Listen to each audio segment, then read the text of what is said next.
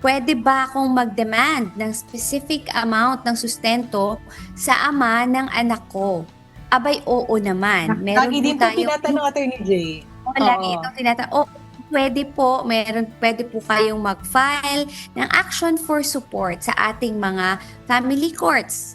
Kung iyong mapapatunayan na ang ama ng anak mo, siya talaga, ang ama ng anak mo, kailangan nating i-establish yung filiation kung siya ay walang pagkilala doon sa anak mo.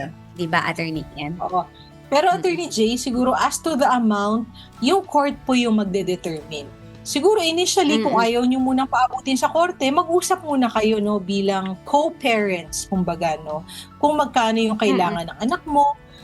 And then kung mag-agree naman yung ama ng anak nyo, why not? Pero kung hindi rin mag-agree at talagang kailangan umabot sa court, yung court po yung magde-determine on the basis po kung magkano muna yung kinikita ng tatay at kung magkano rin po yung kinikita nyo. And kung magkano halimbawa yung ginagastos ng bata on a month-to-month basis, example, no? So, marami pong i-consider na factors yung court para mag-determine kung magkano po yung ibibigay na sustento para po sa inyong anak.